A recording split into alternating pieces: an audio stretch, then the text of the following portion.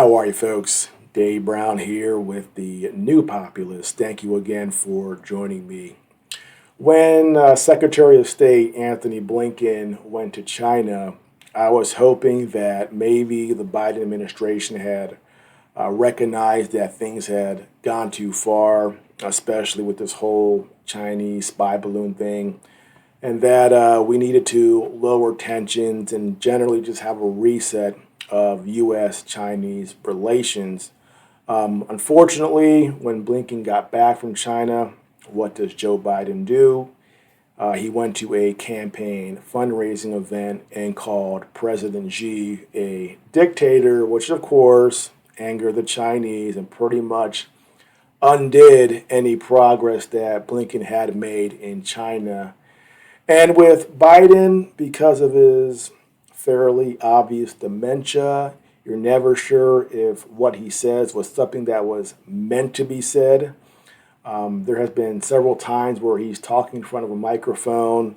He'll start saying something, and then he will stop and go, "Okay, I'm getting into trouble here," and then he wanders off for his nap and his diaper change. So when he called Xi a dictator, was this meant to be said? Who knows? But irrespective of the intention, the Chinese were pissed, and again, it sabotaged what Blinken had tried to do. And then we had Henry Kissinger go to China. Henry Kissinger is referred to as an old friend by the Chinese. He is a unofficial member of the State Department, and when he got back, he of course debriefed State Department officials and let them know what he had gleaned. So with these two visits, I was hoping we were moving in a better direction, but you never judge someone by what they say. You judge someone by what they do.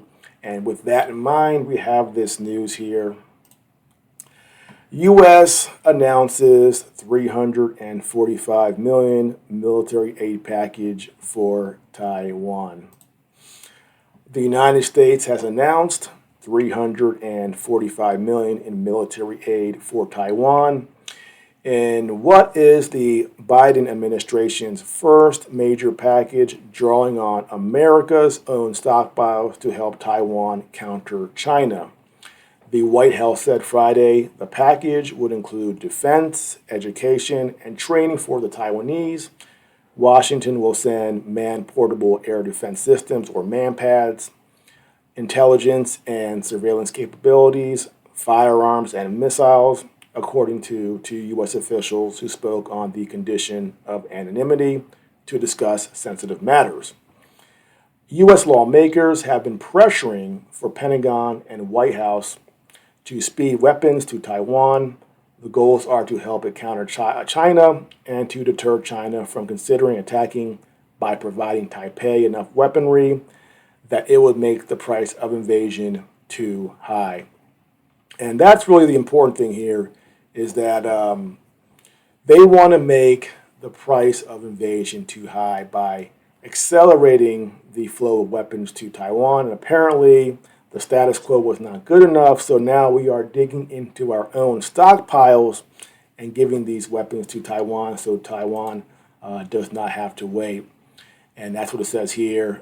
The difference is that this aid package is part of a presidential authority approved by Congress last year to draw weapons from current U.S. military stockpiles, so Taiwan will not have to wait for military production and sales.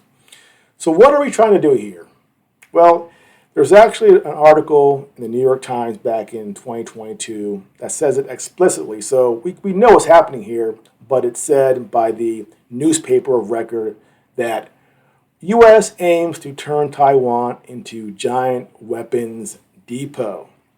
Officials say Taiwan needs to become a porcupine with enough weapons to hold out if the Chinese military blockades and invades it, even if Washington decides to send troops.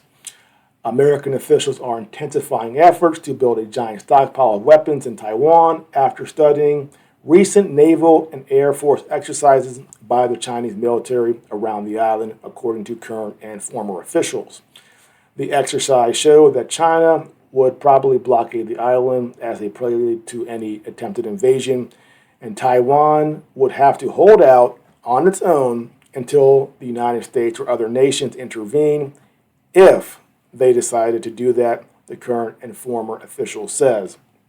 Now, Taiwan, they said it right here, if we decide to intervene, I guarantee you, push comes to shove, we have our strategic ambiguity, but we are not going to, in my opinion, directly intervene if China does try to blockade or invade Taiwan. Ukraine is a perfect example. We dangled NATO membership in front of Ukraine since 2008, gave them weapons. We wound them up, as Lindsey Graham and John McCain said in 2016 when they visited Kyiv. They wanted to give Ukraine these weapons so they could go on the offensive against the Russians. And here we have a war in 2023 that's been going on for 16 months. And the U.S. has stated again and again and again, and most recently at this NATO summit, that Ukraine will not be part of NATO and that we are not going to intervene directly. So Taiwan, pay attention. We will say a lot of nice things to you, but we're not going to risk nuclear war with China over a small island friend, even one that we say is as important as Taiwan. Now, as far as this issue of speeding up weapons, one thing that I find interesting is that Putin essentially said that one of his regrets was that he waited so long to invade Ukraine because it gave the United States time to give Ukraine weapons, offensive weapons, and that if they had invaded earlier, this war would have been, over in just a few months, rather than where it's at now, dragging on for 16 months, and probably, this is going to top 2 years easily. Probably, we'll see. Things can change very fast during war. And this is a situation where Russia is fighting in a country that borders it. A island country like Taiwan, or island nation, again, one China policy says that Taiwan is part of China, so it's not their own sovereign nation, but an island, it's much, much harder to invade an island than a country that has a border with you, where you have rails and roads, all so you can ship all your equipment in that Russia has. So if China waits a long time, if their plan is to invade, the longer they wait, the harder it gets for them to accomplish their goals in a short time without losing men and weapons and just degrading their own military defenses. And of course, in Russia, that was we were attempting to degrade Russia by having them in a long, drawn-out war. So this is something that China has to calculate.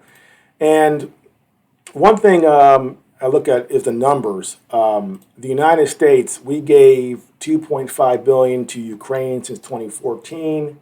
In the large scheme, bigger picture, that's not that much, but it was enough to give them a start. And of course, once the war started, we started pouring in a bunch more. So we have also been giving Taiwan weapons, every year, packages. This one is $375 million.